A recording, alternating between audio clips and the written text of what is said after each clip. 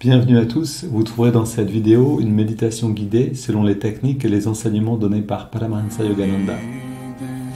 Ces enseignements sont basés sur des vérités universelles et n'appartiennent à aucune religion en particulier. La tradition yogique dont ils sont issus les met au service de l'humanité tout entière. Si vous voulez profiter pleinement de cette expérience, prenez le temps de passer par chacune des techniques guidées ici.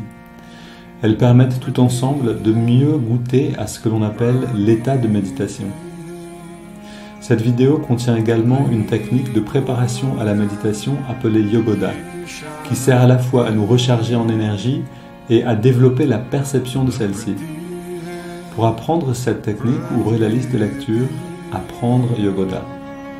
Selon la tradition transmise par Yogananda, un chant précède immédiatement la méditation afin d'orienter nos pensées et nos sentiments vers une fréquence propice. Pour sauter cette introduction la prochaine fois ou pour aller directement au début de la méditation guidée, voyez les repères indiqués dans la description de la vidéo ou dans la barre de lecture. Si vous appréciez le contenu de cette vidéo, vous pouvez nous aider en vous abonnant et en ajoutant un pouce. Ananda Francophone vous souhaite une belle méditation.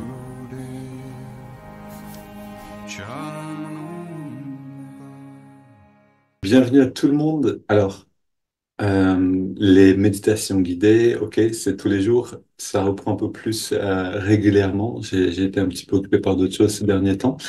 Et autre chose aussi, fin juillet, donc pour être exact, du 20 juillet 2025 au 3 août, euh, on aura un festival en fait à Ananda Assise avec la présence de Asha, donc que vous avez rencontré ceux qui sont venus au festival, ou que vous avez écouté sur YouTube peut-être, Asha, Jyotish et Devi, qui sont le couple, les directeurs d'Ananda dans le monde, et Dana Lin, qui a une académie d'art transformatif. Donc, c'est vraiment une idée de se mettre en contact avec l'art, mais d'une manière qui agit sur l'intérieur de nous-mêmes, qui nous met en contact avec l'intuition. Mais ces 2 semaines, puisque c'est du 20, oui, c'est ça, ces 2 semaines, vont être dédiées à comment aller dans la création de communauté. Donc, le programme exact, je vous le donnerai encore. Je vais en parler régulièrement pour aussi vous donner la possibilité à tous ceux qui sont maintenant avec nous, mais aussi tous ceux qui sont maintenant, c'est-à-dire sur YouTube avec nous, qui regardaient cette vidéo enregistrée. La chance est là de faire une expérience absolument merveilleuse.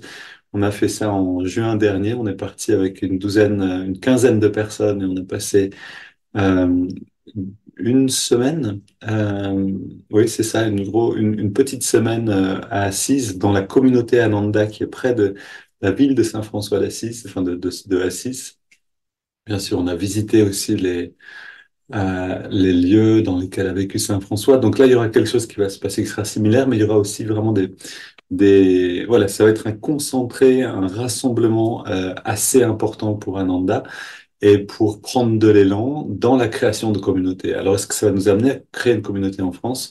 On va le voir, on est toujours à ressentir, à observer ce qui, comme on le dit volontiers à Nanda, ce qui a envie de se manifester. What is trying to happen? Qu'est-ce qui essaye de se manifester maintenant? Mais ça pourrait bien être un grand pas en avant dans cette direction. Maintenant, je vais vous lire une histoire de Yogananda que vous ne connaissez sans doute pas, ceux qui avaient lu l'autobiographie d'un yogi seulement, puisque c'est un, un texte qui n'existe pour l'instant qu'en anglais. Donc c'est une petite histoire racontée par Swami Kriyananda, mais de la vie de Yogananda lui-même. Donc il était déjà à ce moment-là établi en Amérique. Il avait son ashram, il était connu à travers le pays. Euh, mais il était peut-être au début encore de son temps. Donc, il était peut-être pas encore aussi connu qu'il l'était à la fin. Je parle ici de Yogananda. Ok, donc c'est parti. Warner Holland, l'acteur hollywoodien qui jouait Fu Manchu dans cette série de films, ainsi que Charlie Chan dans 17 autres films, 17 autres films, était un homme plutôt maussade, mais il était célèbre. Yogananda s'est retrouvé assis en face de lui lors d'un voyage en train. L'acteur, voyant les longs cheveux et la robe orange de Yogananda, jeta au maître un regard de dégoût, puis se détourna. Il y avait pas mal de racisme à ce moment-là dans ce pays et dans cette époque. Excusez-moi, dit le maître. Pourquoi portez-vous cette expression? Cela ne vous regarde pas, répondit l'autre avec rudesse. Pardonnez-moi, mais c'est mon affaire, répondit Yogananda. Je suis obligé de m'asseoir ici et de vous regarder. Ce serait bien plus agréable si votre expression n'était pas aussi aigre. Vous semblez être une personne très audacieuse, commenta Hollande en riant. Qui êtes-vous? C'est justement cela, répondit Yogananda. Nous avons une grande opportunité devant nous aujourd'hui. Vous savez, tout le monde est un peu fou, mais personne ne découvre sa propre folie, car on ne fréquente que des gens qui ont une folie similaire. Je connais votre genre de folie parce que je vous ai vu à l'écran, mais vous ne connaissez pas la mienne. Si vous pouvez me convaincre que votre mode de vie est meilleur, je deviendrai acteur de cinéma. Mais si je peux vous convaincre que mon mode de vie est meilleur, vous devriez me suivre. Eh bien, rapporta plus tard Yogananda, il accepta mes conditions et nous avons discuté de tout cela en profondeur. Et je ne suis jamais devenu acteur de cinéma, mais il est devenu mon élève. J'adore cette petite histoire. Ah, cette simplicité avec laquelle il abordait les gens dans le train, dans la rue, dans les cafés. Et puis, c'est par ce contact, en fait, hein, par ce contact particulier que les gens comprenaient qui était derrière, quelle conscience était en Yogananda et se mettaient à le suivre. Alors, il y a un enseignement, bien sûr, dans ce texte, il y en a beaucoup. Et,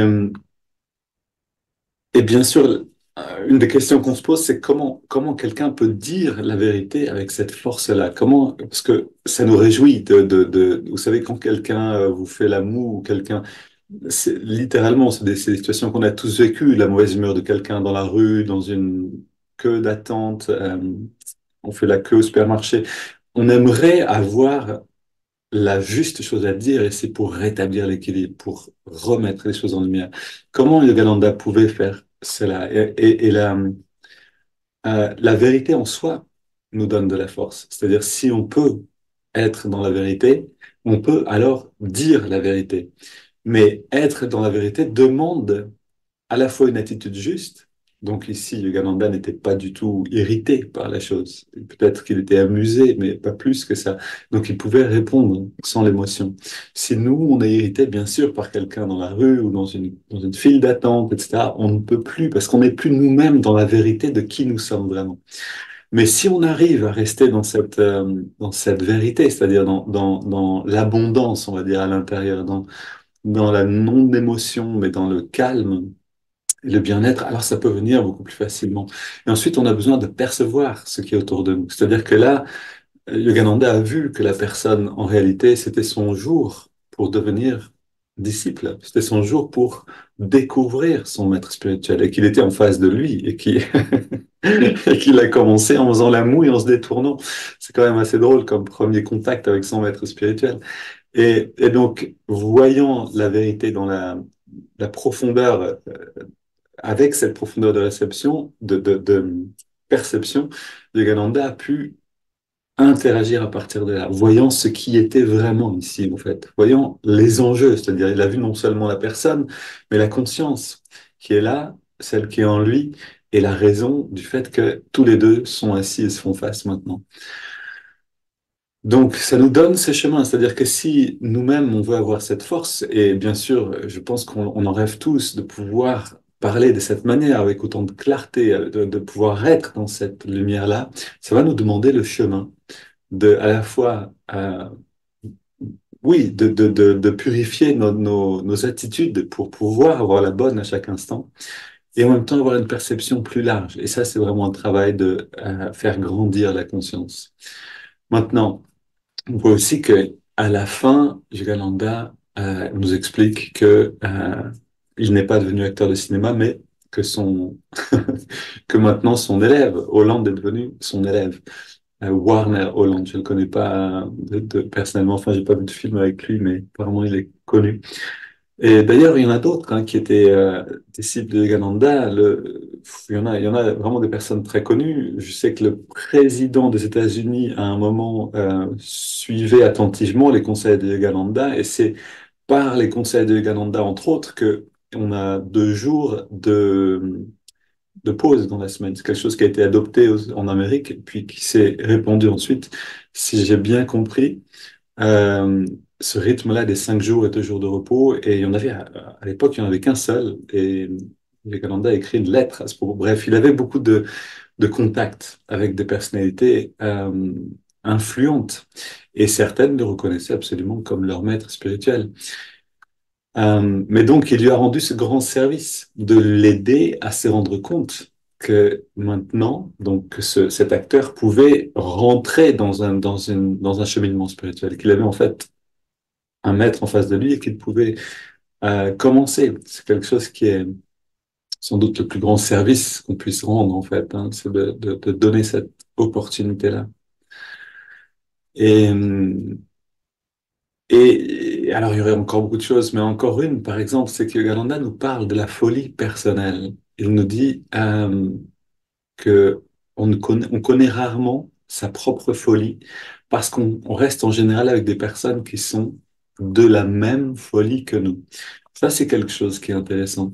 Pour avoir fait un petit peu du stop, à un moment, je voyageais volontiers en autostop à travers l'Europe et j'étais frappé en rentrant dans la voiture d'un banquier, peut-être, qui était assez aisé, ou dans la voiture voilà, d'un paysan, et tout ce qu'il y avait entre. On se rend compte qu'en fait, on n'est pas du tout habitué à être mélangé. C'est-à-dire que naturellement, on va même ignorer, en fait. C'est très naturel, c'est pas du tout que c'est méchant, mais on ne perçoit pas vraiment les gens qui sont trop loin de nous au niveau de la conscience, de la manière de faire, plutôt, de la manière de penser, de la manière de faire. Et en fait, ça peut être très, très fertile de se mélanger pour comprendre par contraste, voir comment les autres pensent et interagissent. Ça, c'est quelque chose qui nous arrive souvent quand on voyage. On rencontre des personnes très différentes et puis on se rend compte, mais en fait, je fonctionne moi de cette manière. C'est intéressant. Je fonctionne si différemment, avec tant de... On voit la différence et ça nous permet en fait de tout d'un coup nous découvrir nous-mêmes. Mais, ça c'est quelque chose que dit Yogananda dans un autre texte, on peut aussi demander à un bon ami, et ici le mot bon est important, un bon ami, on peut lui demander de nous dire ce qu'il voit en nous. En fait, c'est quelque chose qu'on fait rarement. On va quasiment jamais demander un retour, demander un feedback. Comment en fait tu me vois? Quels sont mes faiblesses et quels sont mes points forts? Vous savez, simplement ça. Demandez à quelqu'un en qui vous avez confiance, en qui vous voyez une sensibilité, une sincérité et de la bienveillance, c'est important. Et il n'y a pas d'émotion entre vous à ce moment-là. Le champ est libre, on va dire, et vous lui demandez, qu'est-ce que tu vois en moi? Qu'est-ce que tu vois en moi? Est-ce que je suis... Voilà, simplement un retour. Et la personne peut vous donner un retour qui peut beaucoup, beaucoup nous aider. Personnellement, j'ai commencé à avoir un retour sur moi-même quand j'ai commencé vraiment à enregistrer ces méditations guidées, à donner des satsangs, en fait, à filmer. C'est-à-dire quand j'ai commencé à me voir filmer, parce qu'après j'ai quand même écouté pour voir ce que j'avais besoin d'améliorer, j'ai commencé à, à voir, comme le dit Yogananda dans ce texte, que notre expression est extrêmement importante. C'est-à-dire qu'il n'y a pas une seconde dans notre vie qui ne compte pas. Et donc là, comme cet acteur, Warner Holland, en face de Yogananda, faisait la moue, parce que voilà, il a vu une robe orange, il a vu un, un teint foncé, et ça lui a pas plu. Voilà, ok, il s'est détourné comme ça, il a fait la moue. Mais c'est notre premier impact sur le monde. C'est-à-dire, quel visage j'ai maintenant? Si on se réunit par Zoom et qu'on a tous un sourire, merveilleux. On va avoir d'autant plus de plaisir à se retrouver, par exemple. Si on va dans la rue et que on amène un sourire dans le magasin dans lequel on rentre, dans la boulangerie dans laquelle on rentre, si on amène quelque chose de positif là où on va devenir source d'abondance pour les autres et on va recevoir l'abondance nous-mêmes. Tout commence en fait par cette première expression. Est-ce que, ou comme mon papa faisait volontiers, est-ce que je souris ou non? Apprenons à changer à volonté. C'est un des premiers enseignements spirituels que j'ai reçus de mon père. C'est est-ce que je souris ou est-ce que je fais la tête? Et on peut changer en fait. On peut changer, on peut choisir. Alors bien sûr, quand on est habitué à une expression, parce qu'on n'a jamais pris le contrôle sur nous-mêmes, sur nos émotions et sur nos sentiments, on n'a jamais appris à le faire.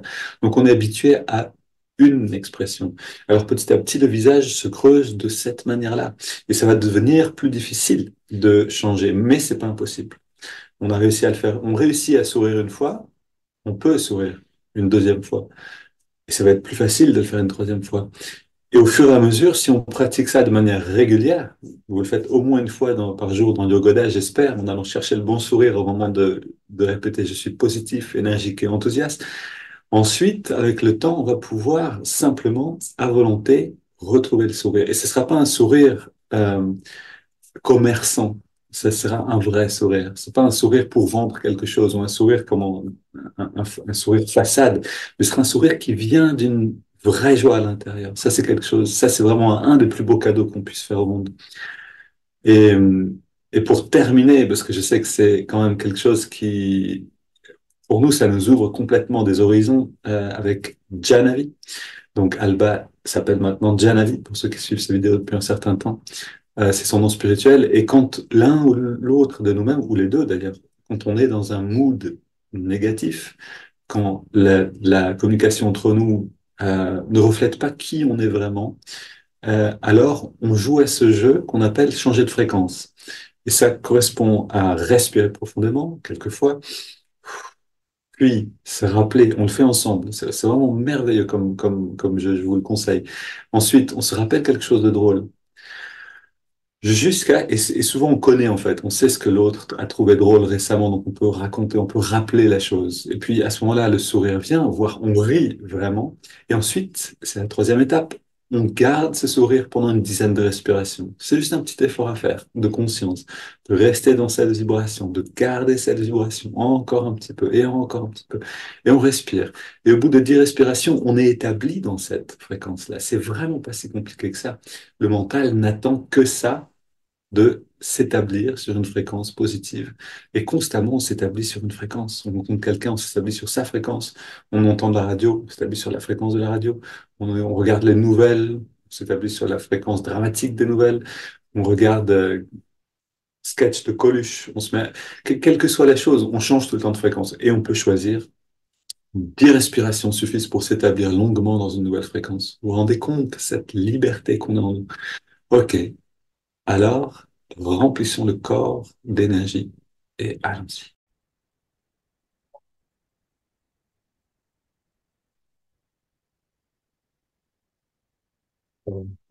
Ouvrons un petit peu la fenêtre. Surtout s'il fait froid dehors, ça va nous vivifier. Et c'est parti. Ô esprit infini, recharge notre corps avec ton énergie cosmique, notre mental avec ta concentration et ta détermination, notre esprit avec ta sagesse et notre âme avec ta joie toujours nouvelle. L'éternelle jeunesse du corps et de l'esprit demeure en nous pour toujours. Et c'est parti, joyeusement, on remplit le corps d'énergie. Inspire et voilà.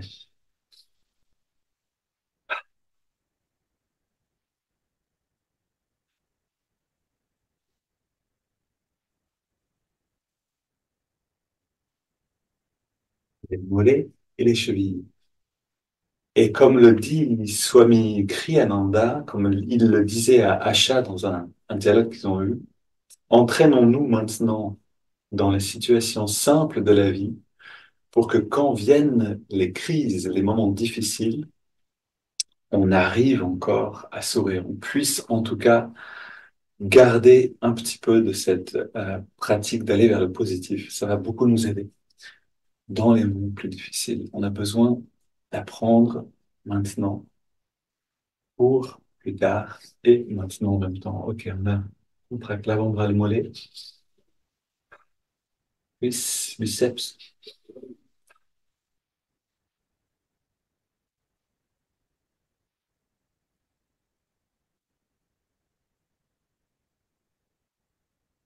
et de l'autre côté. En fait, c'est une très bonne pratique dès qu'on se réveille le matin de ne pas sortir du lit avant d'avoir trouvé un sourire et de l'avoir gardé pendant quelques respirations. On va en faire une condition pour avoir le droit de sortir du lit.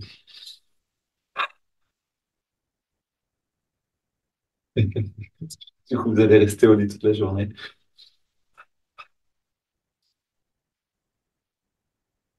Le côté gauche, face gauche, poitrine à gauche et à droite.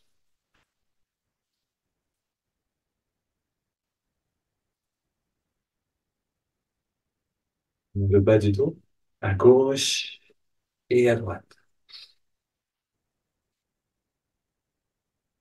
Milieu du dos,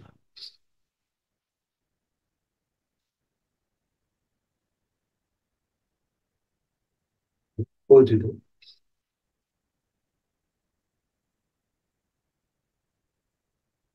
Et trois grands mouvements. Voilà, vers l'avant des cercles et vers l'arrière. Maintenant, le cou tout entier, puis à gauche et à droite.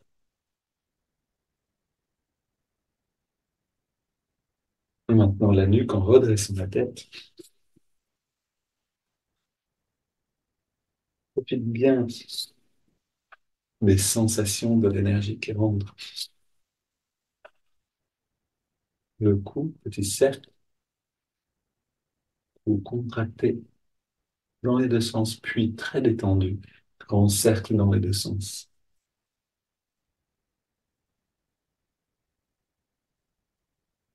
Le twist du bas du dos.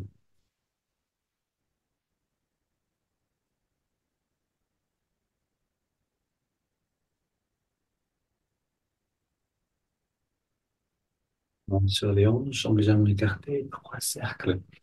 Engageons bien les muscles le long de la colonne et dans l'autre sens.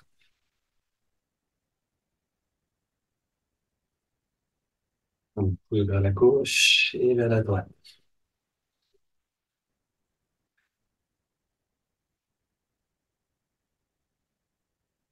Les pouces sur les vertèbres.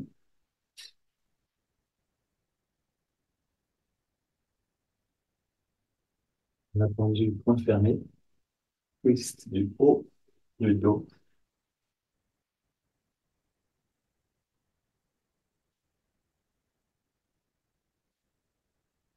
et une tapote sur la tête.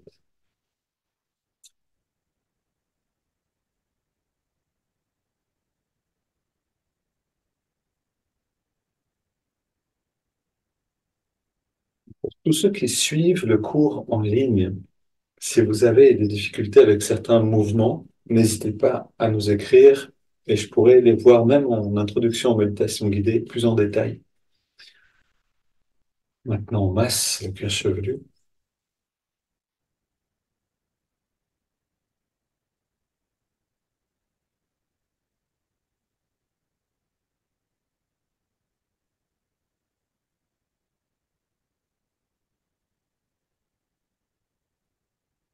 Voilà, et on sent le cerveau qui se réveille.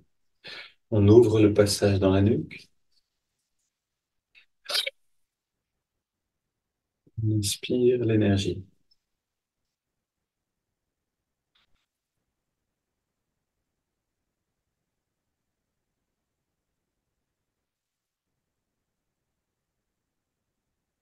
Maintenant, on entrelace les doigts au-dessus de la tête et on contracte le biceps gauche et droite. Ouais, de chaque au maximum. N'oublie pas qu'on veut développer les muscles. On contracte tous les muscles ensemble. Et encore.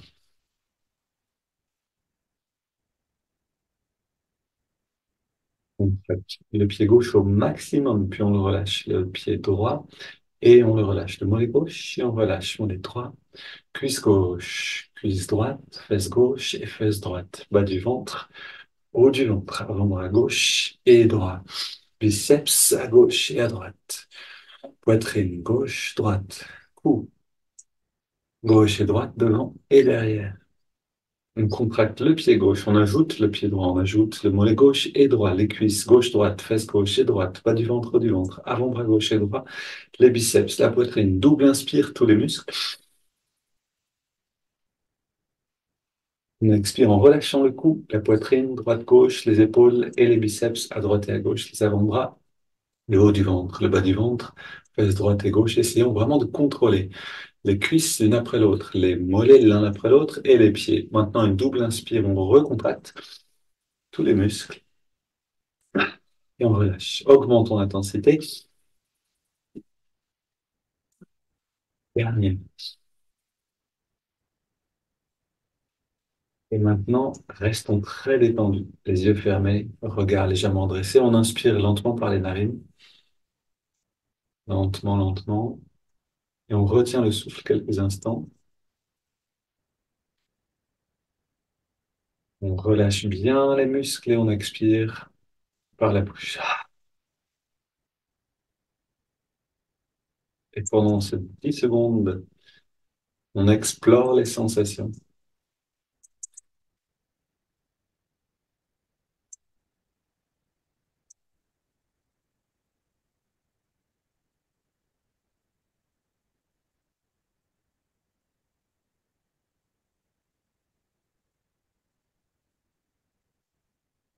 Et on continue avec les haltères imaginaires.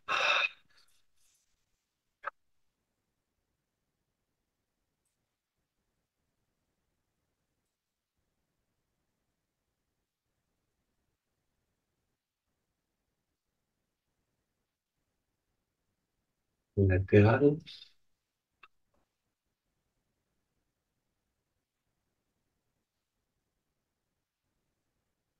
dans les bras, petit cercle, dans les deux sens, puis vers l'avant.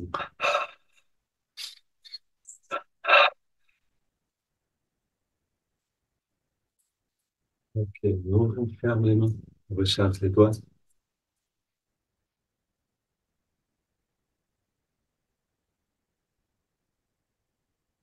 Les grands mouvements des bras.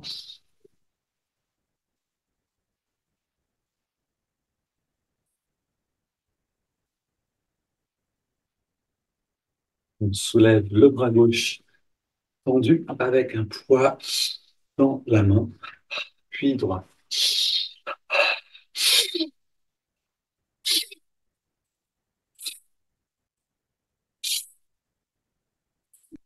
Latéralement.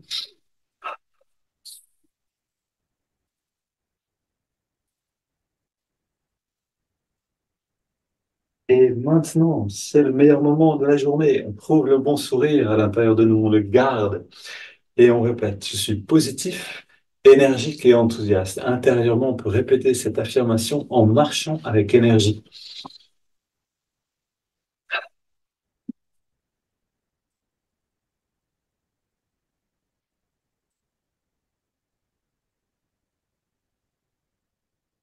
Pour sur place.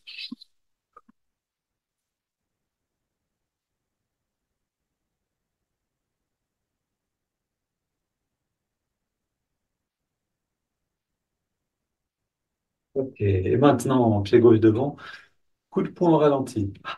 C'est parti, Claude. Démonstration de karaté. Pied droit devant. Super. Ouais. Ah, beaucoup de force. Soulève derrière. Relâche devant. Soulève devant.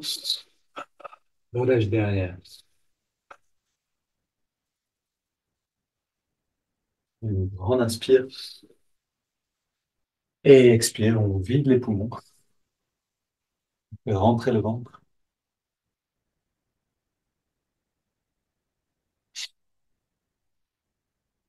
On inspire, on expire. Et on fait rentrer et sortir le ventre.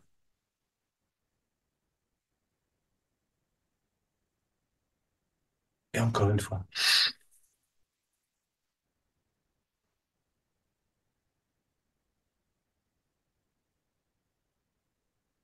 Et on se redresse, bras tendus. On retend les muscles, on les recontracte, on les relâche.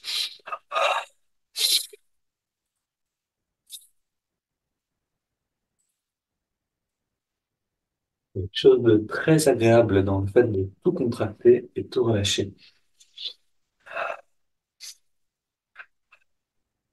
Ou si on peut le faire dehors avec l'air frais, quand vous allez marcher un petit peu le matin, prenez le temps de tout contracter, tout relâcher, juste 3 fois par exemple. Sentez la qualité de l'air quand vous faites ça. Si vous êtes dans la nature, ok. Et maintenant les hanches.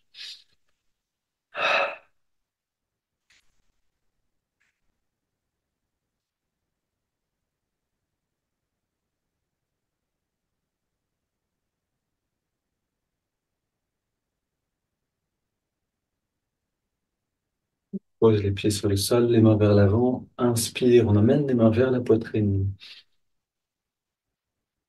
Très détendu. Puis expire, les mains vers l'avant. Et on sent l'expansion de la conscience.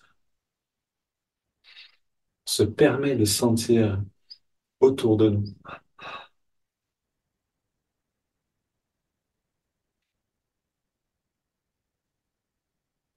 de plus en plus large ce périmètre de conscience.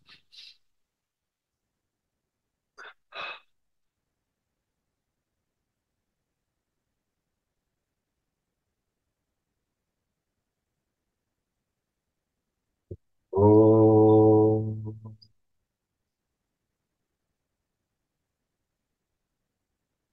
on relâche tout. On sent tout ce qu'on peut sentir maintenant et on va sentir mieux si on peut tout détendre.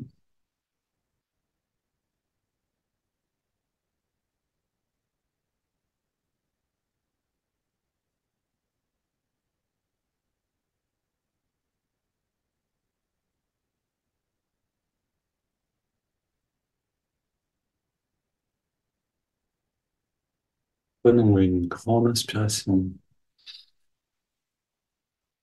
Expire, on détend tout, on garde la posture redressée.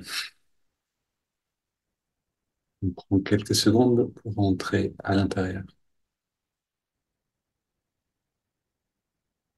Le corps est plein d'étages différents. On entre au 4e étage, le cœur, et on le relie avec l'intuition, l'œil spirituel. On entre vraiment dans l'espace des sentiments dans la poitrine,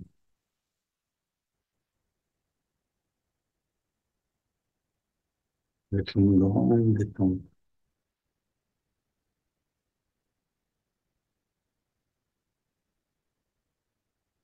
Pour orienter, pour abandonner comment offrir, je veux dire, cette partie-là vers la grande conscience, l'offrir à la grande conscience. Et on va justement chanter ce chant qui est dans mon temple, qui est quelle est la conscience qui est là?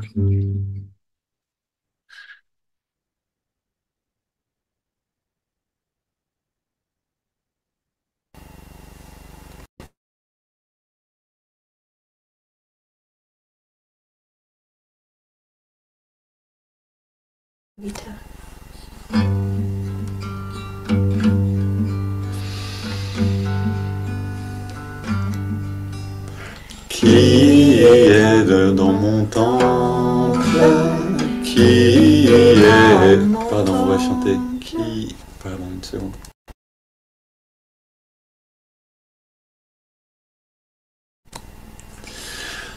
Qui est dans mon temple? Qui est dans mon temple? Toutes les portes s'ouvrent d'elles-mêmes, mille lumières s'allument d'elles-mêmes. Toutes les portes s'ouvrent d'elles-mêmes, mille lumières s'allument d'elles-mêmes. Les ténèbres disparaissent, comme un oiseau sombre s'en va. Les ténèbres disparaissent, comme un oiseau sombre s'en va. Qui est dans mon temple? Qui est dans mon temple? Toutes les portes s'ouvrent d'elles-mêmes, les lumières s'allument d'elles-mêmes. Toutes les portes s'ouvrent d'elles-mêmes, les lumières s'allument d'elles-mêmes. Les ténèbres disparaissent, comme un oiseau sombre s'en va. Les ténèbres disparaissent, comme un oiseau sombre s'en va. Qui est dans mon temple? Qui est dans mon temple? Toutes les portes s'ouvrent d'elles-mêmes, mille lumières s'allument d'elles-mêmes. Toutes les portes s'ouvrent d'elles-mêmes, mille lumières s'allument d'elles-mêmes. Les ténèbres disparaissent, comme un oiseau sombre s'en va. Les ténèbres disparaissent, comme un oiseau sombre s'en va. Qui est dans mon temple? Qui est dans mon temple? Toutes les portes s'ouvrent d'elles-mêmes, les lumières s'allument d'elles-mêmes. Toutes les portes s'ouvrent d'elles-mêmes, les lumières s'allument d'elles-mêmes. Les ténèbres disparaissent, comme un oiseau sombre s'en va. Les ténèbres disparaissent, comme un oiseau sombre s'en va. Qui est dans mon temple? Qui est dans mon temple? Toutes les portes s'ouvrent d'elles-mêmes, mille lumières s'allument d'elles-mêmes. Toutes les portes s'ouvrent d'elles-mêmes, mille lumières s'allument d'elles-mêmes. Les ténèbres disparaissent, comme un oiseau sombre s'en va. Les ténèbres disparaissent, comme un oiseau sombre s'en va. Comme un oiseau sombre s'en va. Comme un oiseau sombre s'en va.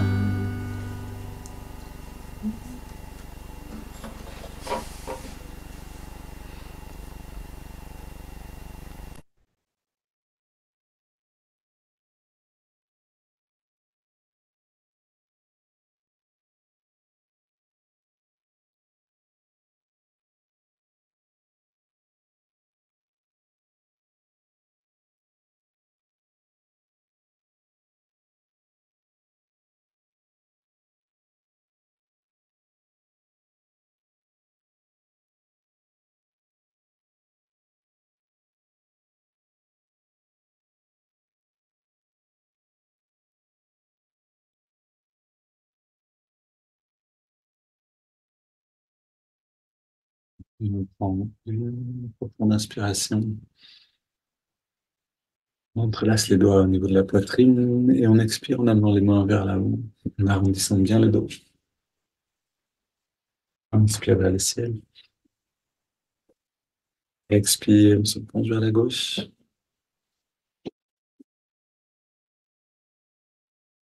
Inspire au centre. Expire vers la droite.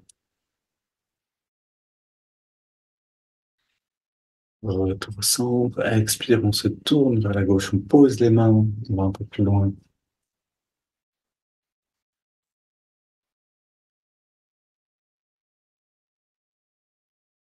Et on revient au centre. Inspire vers le ciel.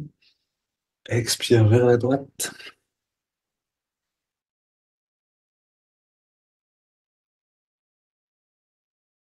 Retour au centre. Les mains derrière. On se penche un peu vers l'arrière pour ouvrir la poitrine. Donc vraiment ce mouvement d'ouverture en resserrant les épaules, les coudes. Deux grandes respires.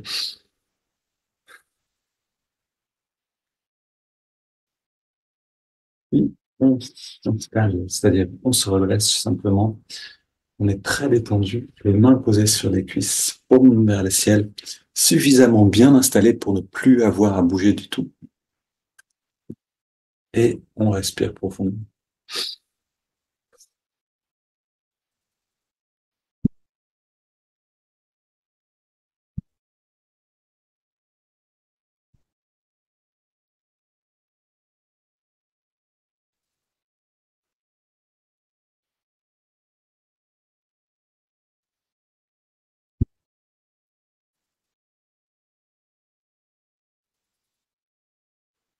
C'est déjà les 10 dernières, donc augmentons au maximum l'amplitude des respires pour saturer le corps en oxygène et en énergie.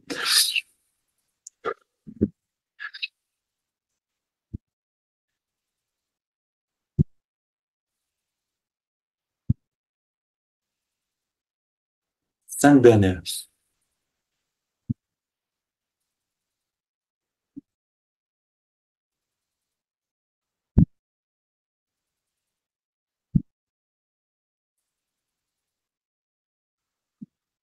Puis on inspire très lentement. On remplit bien les poumons lentement et on garde l'air dedans. Très détendu.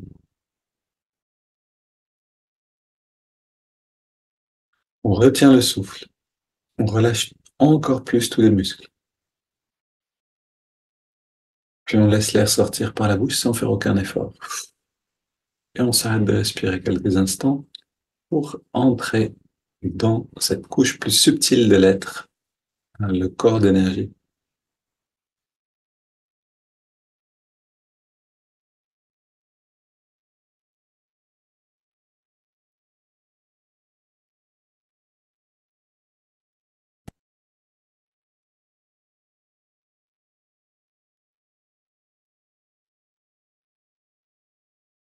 Puis on inspire, on remplit bien les poumons et on garde l'air dedans. On rentre le ventre, on contracte le périnée, on redresse le regard et on relâche tout, on expire naturellement et on respire un instant sans contrôler le souffle. C'est le corps qui gère la respiration, on ressent simplement quelques instants.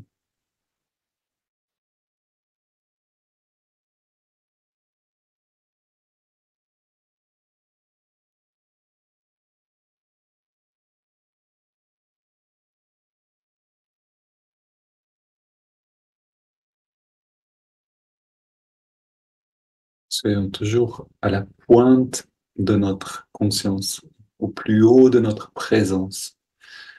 De cette manière, tous ces petits moments, chaque jour, vont s'additionner au fur et à mesure. Et petit à petit, on se rend compte qu'on perçoit des choses qu'on ne percevait pas avant, grâce à tous ces moments dans lesquels on réaffirme l'intention de faire grandir notre conscience. Littéralement, on explore. Maintenant, on prend une double inspiration par les narines. On garde l'air dedans, on contracte tous les muscles en serrant les poings. Double expire, on détend tout. Et on recommence.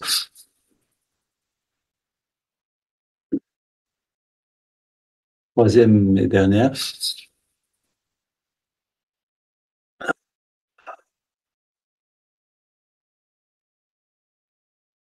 Et maintenant, dans la détente, on inspire par les narines sur 5, en ressentant l'énergie remonter le long de la colonne pendant toute l'inspire.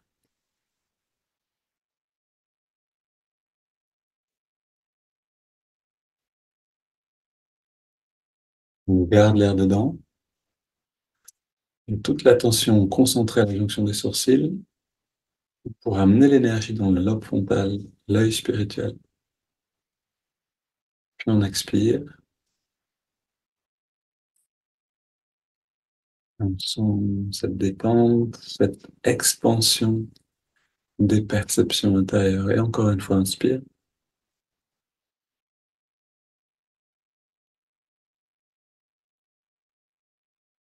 Garde.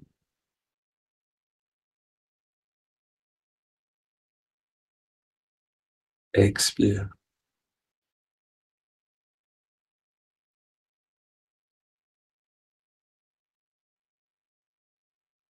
Inspire.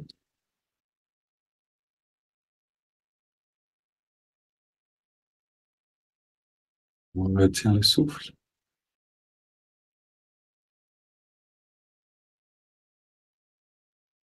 Expire.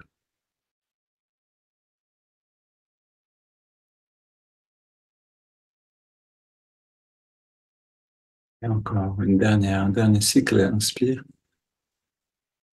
Savourons ce moment-là de l'inspire, l'énergie qui remonte, la conscience qui s'élève. On garde l'air dedans.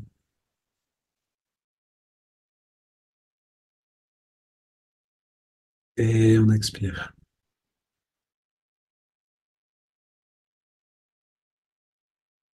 Puis une grande inspire. Et on laisse le corps respirer de lui-même.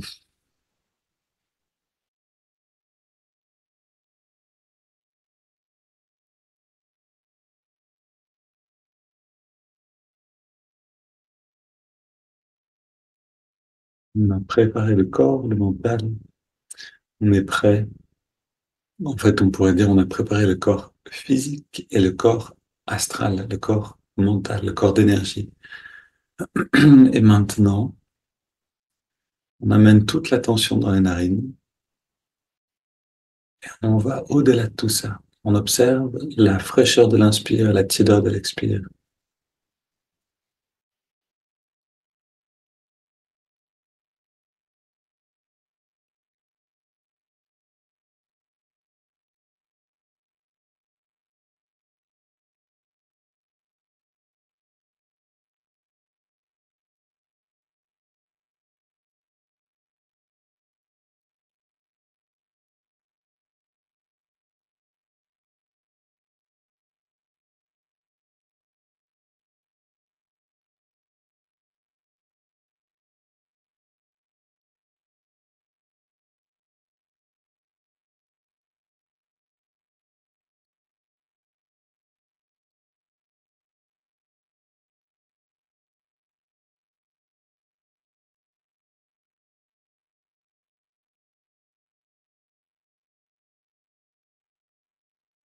On va un peu plus loin dans l'appréciation de cette sensation.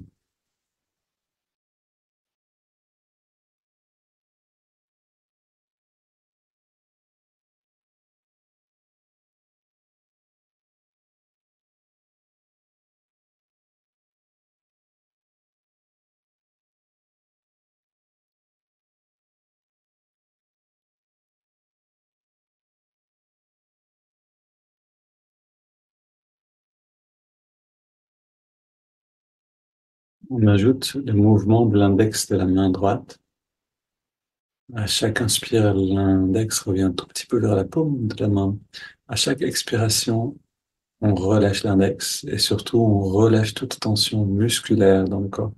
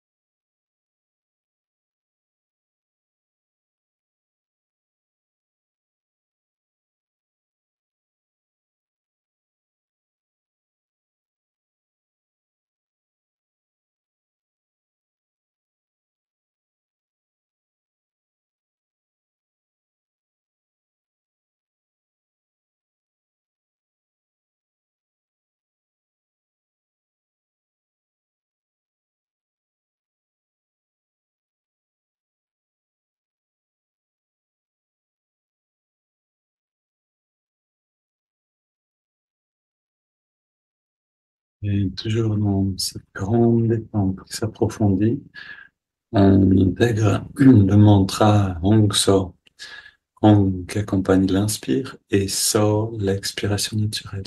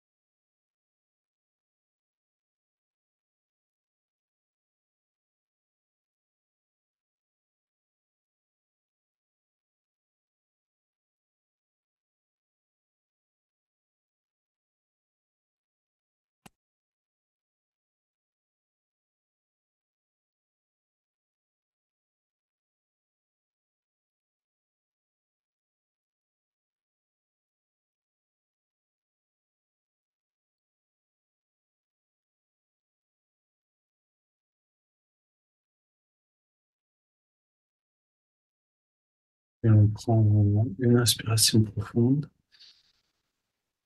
on expire en 3 fois, puis on arrête quelques instants de respirer. C'est un abandon total.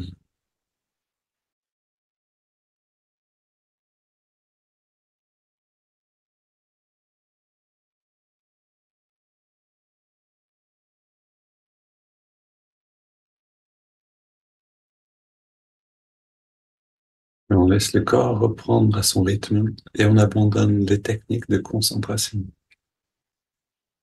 L'observation du souffle, le mantra, le mouvement du doigt, on laisse tout ça de côté pour simplement percevoir la clarté, le calme, la paix intérieure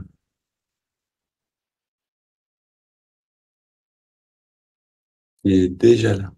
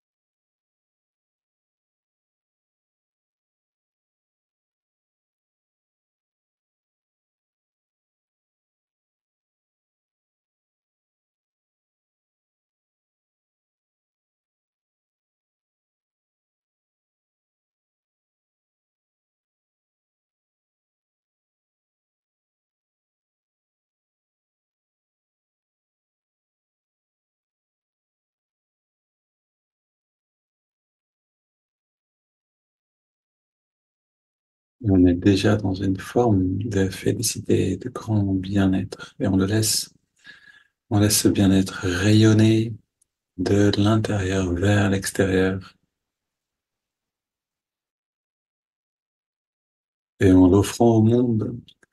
À nouveau, on est dans une attitude de service amical qui va nous remplir encore plus de tout ça. Voilà, garder cette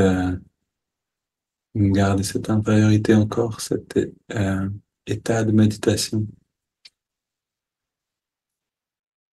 Puis on est là avec vous. Je vous rappelle que samedi matin, bienvenue à 9 heures pour le satsang de la semaine.